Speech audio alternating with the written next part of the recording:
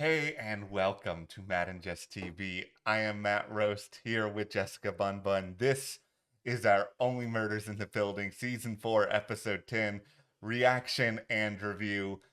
This video is brought to you by, to quote a famous cartoon dog, Ruh-roh. Okay, listen. I I've never been more confident in an idea than what we had come up with regarding Lester. Okay, here's just a metaphor for everybody. I was running a race. I was doing really well. I was getting close to the finish line. I could see it. I started doing like the octopus dance, thinking I had it in the bag, and then somebody passed me, and I ended up losing the race. Okay, listen. It's not necessarily that you're taking an L. Yes, Lester is dead, and we had a collective shock over here because we were both very confident that Lester is the 6th Avenue slasher, that there are a bunch of bodies that are buried at the Arconia, and it's because of him. And I think all of that is still true. Okay. I think that none of that gets washed away because he's the person who has died, especially since we have, what's going on with the dry cleaner and the missing husband and the family. I mean, all of that can easily be connected to Lester and maybe how much he knows and what's going on. It feels like that's where we're going next season. And we'll get these answers on Lester going into next season because whoever dies ends up having a bit of a bigger role. And it is time for Lester. I need to know where the bodies are buried. And you know where they are buried, Lester. I still believe that you did this. I still think there's a very good chance too. Because here's the thing, like the actors were all like, yeah, there's this season 1 connection with the note and all of that, and that's fine. But whoever was doing this and leaving the note, if it's Lester being like, stop investigating, stop the podcast, I'm watching you, all of that stuff, it can still be him. It doesn't necessarily mean that Lester was still involved with this family or what else he was doing. He could just be wanting to keep that secret because he knows that if it doesn't stay secret, guess who's going to show up? Tia Leone. And she's going to be like, hey, there's a problem going on here. Oh, it's Lester. You used to be our driver. That's not happening anymore. And now he's dead. Okay, it's a really good thing you're here to be the level-headed one of the two of us. I wasn't last night when I saw that. I was like, oh my God. Okay, when I first saw this last night, I was, just to put everything in perspective, I was in such a state of denial. We saw Lester briefly, maybe about 10 minutes into this episode, with just like a little quip about weddings in the courtyard, and I was just like, oh, but then I was like, oh, something's happening. But I still did not think for a second that Lester was going to die. I was just like, all right, they're setting it up. They're setting it up so that the big reveal is going to come out. We're going to come onto the channel. We're going to have our victory lap. All is going to be great. And then after they kill him, I was like, oh, everything is wrong. It's all been a lie. I was just in complete and total emotional disarray. And I'm still kind of there, which is why you are basically here to lift me off the ground that I have fallen onto. I still think that this Lester thing holds water. I just think that he's not the person that's, killed anybody this upcoming season. And, it is renewed for season 5. We are coming back. It has not been announced as of this recording if this is the final season or not. I don't think it is. I feel like when they renewed it, they probably would have told us, but you never know. They may be like, we saying it's the final season right now while we're recording. Who knows? That would be just our luck. No, I have already flip-flopped on this once. Last night I was like, oh, it's another Arconia victim. This is for sure the end. And now this morning I'm like, no, it's not the end. What's wrong with you, Matt, from last night? This is going to be an emotional journey, this video, so we advise you to just buckle up. We're already worked into a frenzy here. But before we get too into it, make sure you hit that subscribe button, because just because Only Murders in the Building is over doesn't mean that we don't have more murder mystery content coming up with Dexter. Plus, we're also covering Before on Apple TV, which is a really good murder mystery thriller that's starring Billy Crystal, Judith Light. It is so good. It's only 2 episodes in, so it's easy to jump into. It's first season, and the mystery is 10 out of 10 on that show. So hit that subscribe button and stick with us. And join our Patreon as well. We have a link in the description below. In addition to having a lot of really good stuff coming up here at the channel, over on Patreon, we are covering The Penguin right now exclusively. And then moving into next month, we are picking up over there Dune Prophecy. And then also Landman on Paramount Plus, a show that I'm pretty excited about because I have a lot of roots in West Texas, and that's a show that's a lot about West Texas and oil boom towns and all of that sort of stuff. And thank you to all of our patrons for your support. It means a lot to us. Okay, so who out there, let us know in the comments, thought that it was going to be Lester that ended up dying? I mean, he was on our list as a possibility, but I think the majority of us thought that it was probably going to be Loretta. And even the show knew that we would all be thinking it's Loretta, and they made a bunch of jokes about it where Oliver was like, oh my God, I'm going to get married. And, something's going to happen to Loretta. And, she's taking a minute to come down the walkway to get married. And it was so nice to see that she was walked down by Diggy and Will. It was so cute. That wedding, I loved it. And as much as I thought that somebody was going to die at the wedding, I'm really glad that nobody did. It was really nice to just see them have this happy moment, even though they're going to be doing long distance for a little while and, before he moves to New Zealand or whatever's going to happen. I mean, it'll be fine. They've been doing long distance for a little while now. My cousin does long distance with his fiance. They've been doing it for like 6 years. It's fine. They'll be all right. Yeah, I'm not worried about Loretta and Oliver. I think they will be A-okay. There's nothing to be worried about there. I think instead we should just all worry for our collective sanity and having to deal with this cliffhanger for the long period of time that we're dealing with it. Yeah, it just feels like, okay, tinfoil hats on for what's going on for next season. All right. I mean, they have set up, I think, more in this finale than they have in any other finale. Typically, they just have a death, and then you're kind of thinking about, like, who could be involved. Oh, it could be a million people. But here it feels like it's tied into this dry cleaner and Sophia, who is the wife that we met at the end of this, that came in. It's like, hey, I want to hire you guys to, find out what happened to my husband. Yeah. It's not a coincidence that we saw the dry cleaner thing. She has shown up. She seems to have ties to his family. And then all of a sudden Lester is dead. It just, if it's not connected, I don't know. I mean, they could Duden off the situation like they did this season, where it's like, oh, here's this whole Duden off story for no real reason.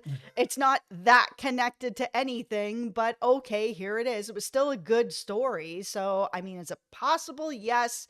But I feel really confident that Lester is tied into this family and what's going on. Yeah, I think it absolutely has to be. I don't know why. He's the Penguin of this season. We are watching the Penguin, as Matt said. And I feel like he was like their driver or their bagman or something. Well, they do have a character named Sophia who is actively involved in all of this. So it may very well be. Now, I really didn't see the way that all this was going to be playing out coming, because I sort of felt like if they weren't going to just kill somebody directly at the wedding, that they were going to do some sort of time jump after the fact, and then we would sort of reset the story so we were on the other side of the movie and all that other stuff that we don't have to worry about anymore. But instead, this is still like a very, very short period of time after the wedding ceremony has happened that Lester is now dead. And basically, if we kind of play the timeline here, how much time has actually passed now in the world of Only Murders from Ben's death to Sax's death and now Lester's death? What is this? Several weeks? This is a really bad track record. You guys just need to leave. I'm not normally interested in sort of family crime type stories. It's just not normally my thing. I will say I'm really enjoying The Penguin, though. So if it's done right, I can get in with it. But having these three podcasters getting involved in something this big, this organized with this family, I don't know. But what I will say is that if we thought that we saw a lot of celebrity cameos this season, next season, you're going to have a whole family. I can imagine what this list is going to look like. oh yeah, this is going to be serious. This is going to be big. I will say I'm excited for certain parts of that. Like with you, like these family organizations. This is not really my bag for the most part either, but I am excited to kind of figure out what Lester has to do with a lot of it. Yeah. So if we were to kind of look back over the seasons of Only Murders, we don't know a ton about Lester, but what we know is that he is someone who didn't have a home for a while. He was an actor once upon a time, and he really found, his purpose, his sense of self being at the Arconia. And he has been at the Arconia for a very, very long time. And this was kind of a lot of our basis in this idea that Lester was the Sixth Avenue slasher, because it sort of could have explained how he was able to kill these people, have them so that there were all these metaphorical bodies that were buried there, something that, narrator Charles kind of jokingly talks about at the very, very start of the pilot of the show, but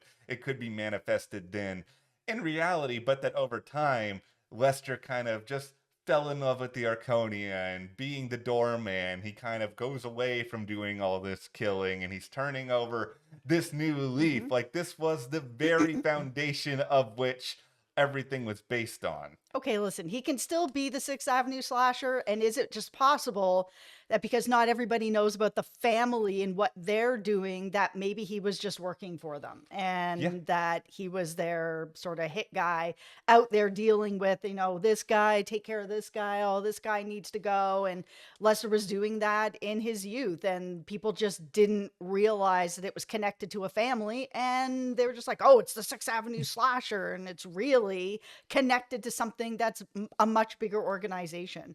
See, in all season, you were like, dude up organization. And here we are going into season 5 organization. Listen, it was just the wrong person who was attached to it. There's nothing to see here. No, another idea that is sort of crossing my mind at this point, and I'm still don't want to get off the Lester as a Sixth Avenue slasher train, but we got to have some flexibility here. So what if this is a situation where Lester knows who the slasher is, or at least Lester knows about a lot of dark things with the Arconia, because it's pretty clear from that brief moment that we saw Téa Leoni on this show as Sophia. We have Madam Secretary show up here, which did make me smile. I like Téa a lot, but in that moment, she did mention that her husband's disappearance, that he has a lot to do with the Arconia, that there is some sort of significant tie there. So he might have been the person who took out a lot of these people. Lester knew it. Lester knows because he has access to the building, everything. He may have been able to assist in the burial of certain bodies, and he might have been warning the trio this whole time to stop the podcast, thinking that this family was going to be coming for them. If I had to guess, it's more along those lines. I don't think they want to go back into Lester's past. And it's like, surprise, he's this crazy murderer that was working for this organization. He was a hitman. That it could be that he was just kind of a little gullible, a little trusting. He had a good relationship with the husband, and the husband was like, oh yeah, I really, have this connection with the Arconia, whatever it is. And Lester just turned his back whenever he was there, where it's like, oh, I just need to go in and see whatever, my cousin. Oh, okay, no problem. You do what you got to do. And then he's sneaking bodies in and burying them in the courtyard. That maybe Lester kind of figured it out over time, and then it all kind of stopped, but that because these three were looking into it, that Lester was warning them, and that he is still good guy Lester. As much as left-handed Lester. As much as it would be great for us to be able to have all the finer details on the Lester theory 100% correct here, if the show comes up with an idea that's really, really smart and interesting, like, of course, we're going to get on board with it. And of course, yeah. Beyond all that, Lester doesn't want to go to prison. Like, Lester's not going to be like, hey, everybody, let me tell you the truth about what happened in this building so long ago. Like, him leaving anonymous notes, maybe him doing everything that he's comfortable to do to sort of be like, don't poke the bear here, guys. Listen, if it's a organization family, prison is like, the dream. You're probably going to end up dead in the fountain is really the real of the situation. And so while I think he was trying his best to anonymously warn them to Yeah. not continue down this path because this is so much bigger than they would ever realize, it wasn't clear enough, and it wasn't enough to be able to really warn them off it, if that's where they're going with this. Yeah, I think that there's going to be some connections here between season one, the building's history, and where we are now. I just think that because we're dealing potentially here with this whole criminal group that we've never seen before, there's still a little bit of wiggle room that this may not be the season one mystery. If this show does want to do a season 6, and if that's going to be the final season, they're going to let a few things linger. The biggest fear I have now of season 5 being the final season, more so than Lester being the victim, is just the idea that, okay, if Oliver does move to New Zealand, there's kind of a hard time making, only murders in the building with one of the trios on the other side of the world. Well, that's the thing. I mean, I know that Loretta's out there working right now, but that doesn't mean she's going to be working there forever. She's working on a TV show. I mean, TV shows, unless you're NCIS, are not going on for 80 seasons, right? So who knows how long that could actually be? It just might be a couple of years. I do love the fact that New Zealand, of all the places, is where she's going, because, well, who are you operating on in this burn unit in New Zealand? Like, there's an emergency in Hobbiton. Let's get over here and fight. I know New Zealand does a lot of productions. I'm just joking. But, okay, now, here's the last thing I'll say on Lester before we have a million other things to talk about, both good and bad, when it comes to this finale. The reveal was really, really cool. Like, they set this up brilliantly, where we all think everything is fine. The trio thinks everything is fine, but we're all collectively aware that something bad is about to happen, and then it just starts turning the water red. Oh my goodness. The minute they were walking by that fountain and I saw the little red coming out, the red water, I was like, oh, here we go. Who is it? And I was a bit worried it was going to be Lester, after he did have that bit of a conversation where he was like, oh yeah, courtyard weddings, I got married in the courtyard too. And Charles was like, whatever, we don't have time for your stories. Oh, you're gonna make time next season for Lester's story, because it's gonna be all Lester's story next season. But I was a little bit worried where it was like, he mentioned the courtyard, he mentioned the wedding, and then all of a sudden here's some red water coming out of the courtyard fountain. I'm like, oh no, like I felt my heart drop out of my chest.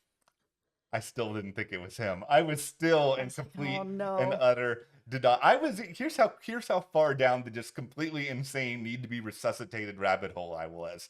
I thought for a brief second that Jan somehow fled the police who took her in earlier in the episode, and they offed Jan, because I was just like, hey, they brought Jan back. There's a lot of people who are going to want Jan dead. Yeah, there is, but no, we're here instead. Okay, speaking of Jan, we're 18 minutes in. Yeah. Let's talk about Marshall and the fact that he is now dead, and Jan is the person that took him out. So she had said that she has been hiding in the walls of Arconia for weeks, listening in, trying to figure out who killed Saz, because she was, of course, very upset that the person that she loved had gotten killed, and she wanted revenge. And then she got her revenge. She found out it was Marshall. She had her shot. She doesn't like using snipers, but hey, you got to use what you got to use. Watching her over in the other apartment, like, hi. I was like, oh, it's so good. I love her so much.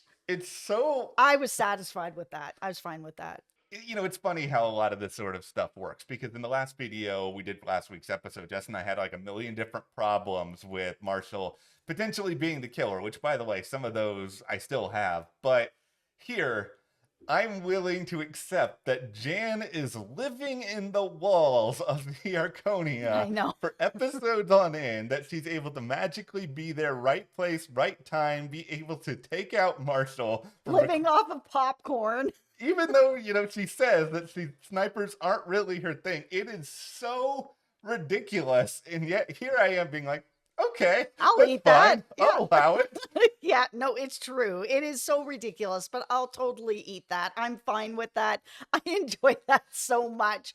But now we're going to get into some of the Marshall stuff. So the Yeah. motivation does seem to be that he stole the script from Saz, and that even after what happened with Ron Howard, they actually seemingly stayed friends. And Yeah. he was back writing and he was sharing his writing with her. And she was like, hey, I happen to have a script too. It's my first time. Do you want to read it? He reads it. It's really good. He tells her it's not good so that he can then, rob it, which he does. And he doesn't expect it to take off as quickly as it did. And he kind of tries to bring up this, like, oh, we could be like, it's our script. We did it together. And she's just like, no, like, I didn't even have a chance to talk to Charles about it. I never would put this script forward without his okay, because it's about his life and whatever. And it turns into this, where she tells him that she's going to go tell Charles, tell everybody. She tells him where she's going to be, at what time she's going to be there, and she's going to be there with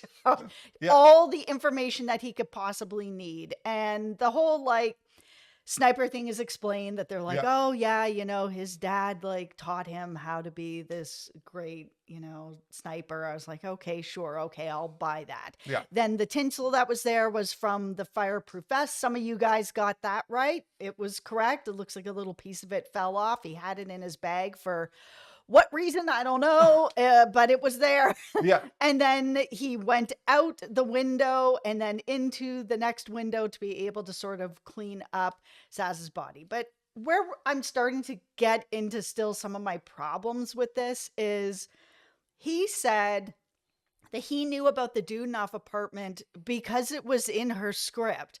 And he knew the code because it was in her script. And I was just sitting back being like, if somebody put where I live and the code to my door in a script, I would have a problem with this. But more than that, I was just like, why would it be in her script? This apartment didn't come up as an anything really for that only murder script that's about Tim Kono. That apartment didn't have anything to do with anything. So why would all of a sudden in the script be Dudenoff's apartment plus the code to get into this guy's place?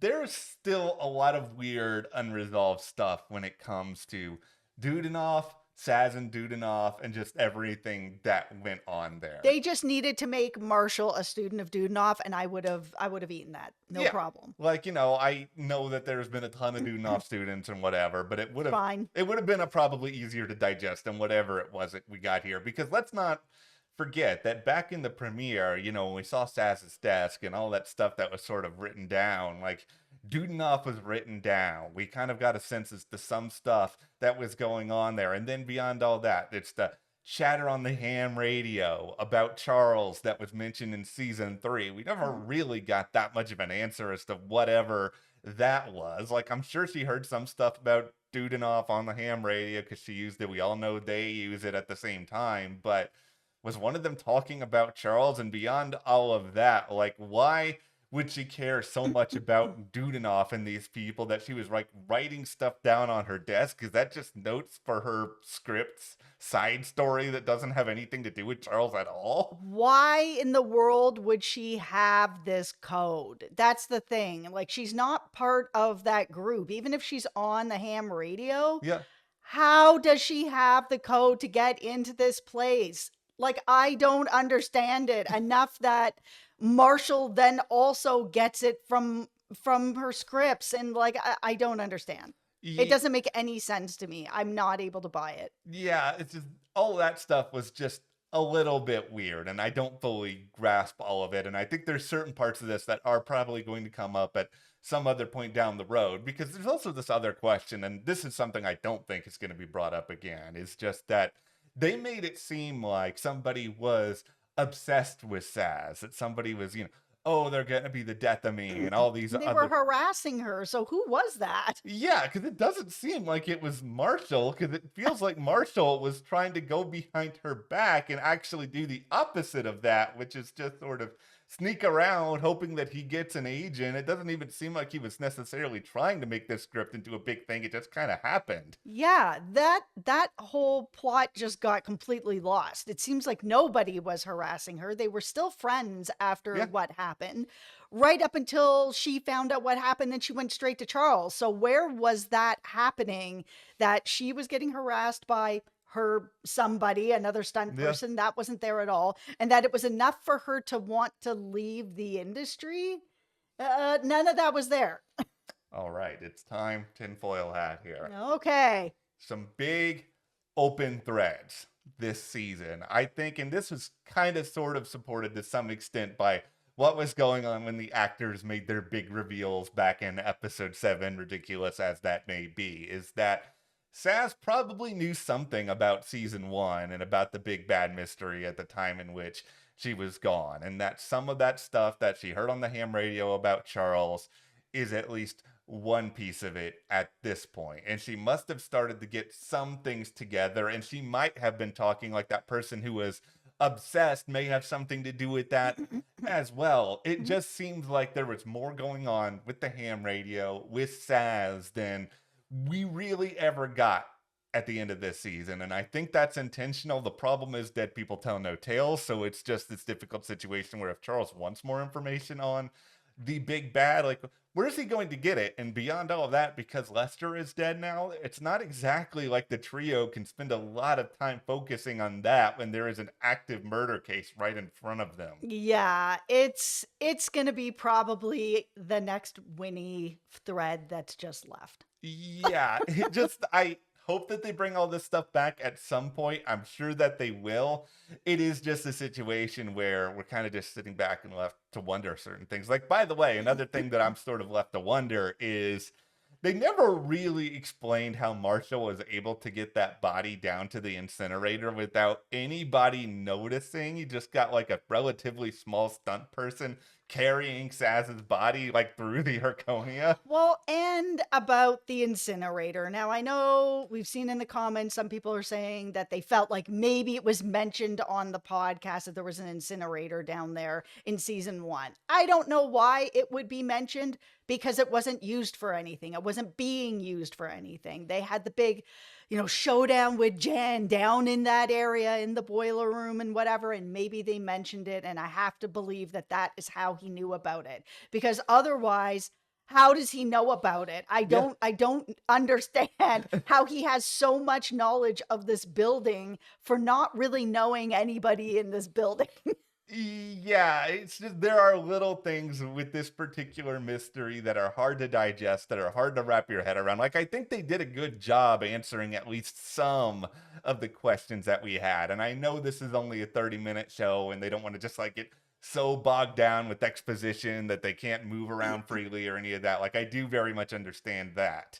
But some of it they still need to give us some explanations on. Like, Yeah. it felt like the timeline between when Saz got the call to do the Ron Howard movie, where she was like, they were like, oh yeah, okay, get your crew together, we're going to be filming soon, whatever. And then Marshall ends up in her car.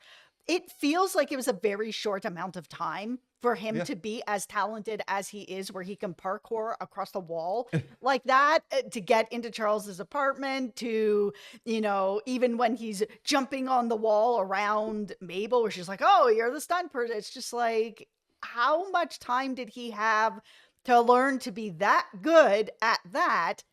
But then he does this thing where he burns off these eyebrows, where he just couldn't wait those extra 30 seconds. Ron Howard wasn't going anywhere. He's the director.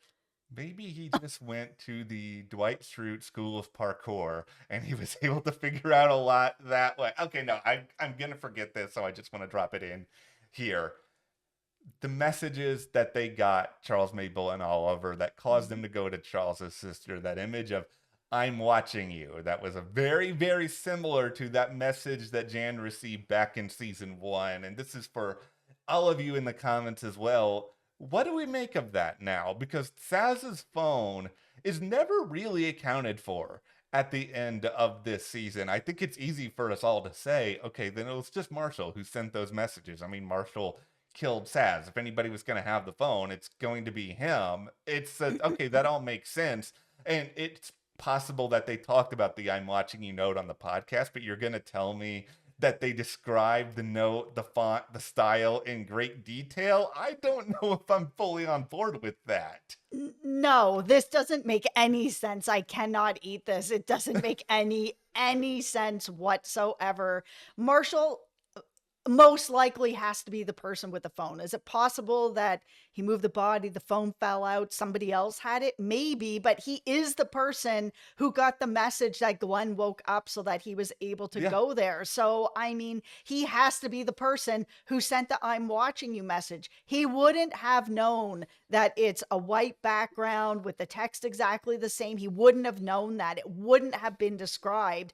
And I feel like it's the same problem I'm having with if they're explaining the showdown with Jan, that they're not going to be like, and then this corner is, the boilers. And over here on the right, there's an incinerator that hasn't been in use for years, but it does still work just in case you wanted to know. Okay. This is not so much beef as it's just sort of a flaw in Charles and Oliver's whole little we're going to sneak over to save Mabel plan. Oh my God, it was so funny though. Guys, it was very, very funny. It was hilarious. I appreciate it from the comedy point of view. Also, Rudy is right there. Rudy is like built and physically fit and capable of doing not once do you guys ask, hey Rudy, strong guy, do you mind helping? Instead, you have Rudy and Vince doing this for making sugar chicken bit. Oh my, I was laughing so hard, Vince and Rudy with their sugar chicken. I know that this show does have too many guest stars and it's been a problem this season. I kind of do want Rudy and Vince to come back at some point. I love Richard Kind and I love Camille too much. And this is a problem that I think this show really has here, which is just they have so many good people. You want all of them to have opportunities to shine. I know we both felt like this season needed to have more of Lester, of Uma, of these other characters, and they were sort of overshadowed. Like, they're going to have a hard time balancing all this stuff out moving forward, especially if season 5 is the final season. Like, I don't know what they're going to do with that. Yeah, and like I said, we're looking at a family, so I'm just like, oh my God, who are they going to be bringing in for this? Like, they're going to have cousins, uncles, whoever, kids. It's going to be this huge, big family organization that it's like, who are they going to bring in? It's going to be a really interesting casting next season. Michael Imperioli, welcome to Only Murders. Right? I don't know if he's going to want to do this again, but no, I think he would come on for that. I think he would be, I just think he would be really, really fun. I think the person I'm the most happy for, this is big picture here, is Teddy, the actor who plays, Lester on this show. We saw him on the Blacklist for many years, but he's been one of these working actors who's had kind of these smaller, under the radar parts. I am really happy for him because, like you said, these victims usually have a large story arc. This is going to be, I think, one of the coolest acting opportunities he's ever had, and I'm excited to see what he's going to do with it. After the hole that we're in with Lester being like involved in something more nefarious and him being the person behind the notes, because I feel really confident he's the person behind the notes, but I really need to know more about him at this point. Like, it's time. This is the season of Lester. He's just been around in the background so much. He has had sort of a little hand in a few things, and he is sort of the guy who's always there, but nobody's really paying enough attention to. It is his season. It's time. As much as I hate to see that he's the person that got killed, I'm glad that it's him because it's his time. I will say there's one more thing I do want next season, and this is something that if you told me 4 episodes ago that I want this, you would have probably said I was losing my mind. I need Paul Rudd to show up again. Oh no! Just so he can get killed again. Paul Rudd needs to die on every season of Only Murders in the Building. I'm done with Paul Rudd. I love you, Paul Rudd. But no. It's done. All your characters are dead. It's over. This is the equivalent of Paul Rudd had this bit on Conan for many years where he would go on there and he would promote a movie. And when you're doing a movie, you would always play a clip for the audience. Paul Rudd would always play the same clip from a movie 30 years ago. And it was just stupidest bit that I laughed at every single time. Even if it's 2 seconds, if have Paul Rudd play a dead body in the background or something, I don't care. So the last thing I'll say is Marshall as the killer. I mean, I bought the motivation. I felt like he was in a desperate situation for the Saz murder. For all the rest of it, no, Glenn, no, like it just didn't feel like there was enough motivation there. Like why he ended up changing his name and all of this, like it felt really extreme for no real reason. Like there was no back and forth harassment that was going on with Saz. Like I don't understand why he did this, why he changed his name, why he kind of went into this hiding, why he had to kill Glenn. None of this made any sense, but I am happy that we had a male killer. And yes, I know there'll be people be like, what about Cliff? Cliff also had Donna. They both went to jail for it. So I include her in that every season there was a female that was involved in it. It's nice to have a season where it's just Marshall. Yeah. And Cliff was an accident. Like this is a very different situation even than what we like. This is a deliberate killer this time around. Like that's something that was really, really exciting. Like I will say in general, I bought, I guess, the end of this a little bit more than season 2 because I still don't buy the end of season 2 at all. But this is probably my third favorite season, I would say. I think overall I like it more than season 3. I think season 2 didn't stick the landing, but I think most of it was really, really good. I just had a good time. I always have a good time with Only Murders. Yeah. I like season 1 the best, obviously. I like season 2 a lot more than you did. You know, season 3 was okay. It took away from what I like about this show, which is the podcast and talking about the murders in the actual building and it being an accident. I was just kind of like, season 3. Season 4, this was an enjoyable ride. This really was a difficult season to figure out who done it. I know there was lots of people that figured out that it was Marshall and, you know, but for me, I had a more difficult time with this season, which was really fun. It made it really enjoyable. Too many guest stars though. Guys, tighten it up. Yeah, the whole Melissa McCarthy episode in retrospect, it really is a what are we doing here episode because it really didn't do much of anything. No. But we're going to go cry in a corner now because this concludes Only Murders and the Building and also mourn our beloved possible killer, Lester. But like we set up earlier, we do have a lot of other coverage coming on the channel here. We don't want you guys to miss out and be a part of those discussions and watch before with us. It is on Apple TV+. It's Billy Crystal, so another iconic actor. Great mystery, well worth watching. And join our Patreon. That link is in the description below where we are covering the Penguin exclusively there.